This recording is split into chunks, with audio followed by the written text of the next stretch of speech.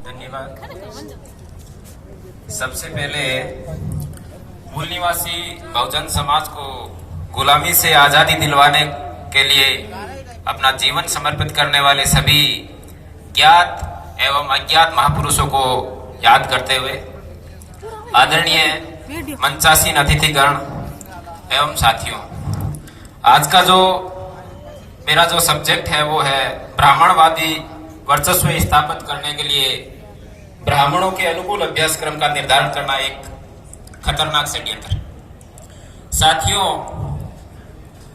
किसी भी देश का जो भविष्य निर्धारित होता है वो उस देश की जो युवा पीढ़ी या उस देश का जो यूथ जनरेशन है वो तय करता है। हमारा जो देश है प्राचीन काल से ही अगर देखा जाए तो विदेशी शासकों के अधीन ज्यादा से ज्यादा रहा है। यहाँ पे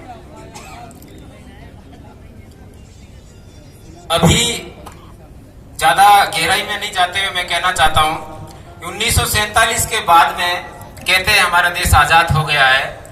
आजाद होने के बाद में जो हमारा देश का जो संविधान है उस संविधान के जो आदर्श है समानता, स्वतंत्रता, भातृत्व है, उस संवैधानिक आदर्शों को अगर लागू किया जाए देश में तो सिलेबस के माध्यम से लागू किया जा सकता है, शिक्षा पद्धति के माध्यम से लागू किया जा सकता है। जो हमारा एजुकेशन सिस्टम होगा उस एजुकेशन सिस्टम के माध्यम से ही हम देश के विकास का निर्धारण कर सकते हैं। लेकिन देखने में क्या आता है, अगर देखा जाए तो हजारों समस्याएं मूल निवासी बहुजन समाज की जो है हजारों समस्या है, और गौर से देखा जाए उन हजारों समस्याओं की मूल समस्या क्या है। जैसे कोरा कागज है, इस कोरे कागज पे आप जो चाहे वैसा लिख सकते हो।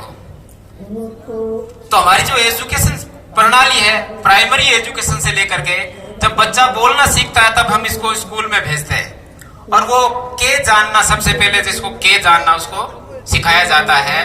वहीं से जो सिलेबस है उस पे ब्राह्मणवादी वर्चस्व है। बच्चे को के माध्यम से ही उसको जो मूल इतिहास है उससे दूर होना सिखाया जाता है। मैं जब प्राइमरी एजुकेशन में मैं अपनी बात बताऊं, मैं राजस्थान से हूं, पहली से 5वीं तक की जो किताब थी उसमें मैंने पढ़ा था कि पृथ्वीराज चौहान और मोहम्मद गौरी के बीच में 17 युद्ध हुए, 17 बार पृथ्वीराज चौहान जीता और अंतिम बार मोहम्मद गौरी युद्ध जीत गए थे, जिसकी वजह से वो भारत पर हिंदू राज है जो समाप्त हो गया। ये प्राइमरी एजुकेशन में हम लोगों को पढ़ाया गया, उस किताबों के अंदर था।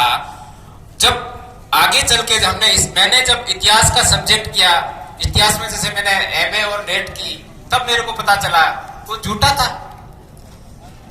प्राइमरी एजुकेशन से ही झूठ का इतिहास पढ़ाया जाता है। साथियों, अभ्यासक्रम की बात आती है, अभ्यासक्रम क्या है ये भी जानकारी होनी चाहिए। प्राइमरी एजुकेशन से लेकर के उच्च शिक्षण तक जो हमारे को पढ़ाया जाता है उसकी जो सूची, जो विषय निर्धारित किए जाते हैं, क्या पढ़ाना है, उसको अभ्यासक्रम कहा जाता है। क्या पढ़ाया जाना चाहिए और क्या नहीं का पढ़ाया जाना चाहिए, ये जो तय करने वाले जो लोग हैं वो एक वर्ग विशेष से हैं, एक शासक वर्ग, जिसको हमारे संगठन के अंदर ये टारगेट करके किया जाता है कि ब्राह्मण वर्ग।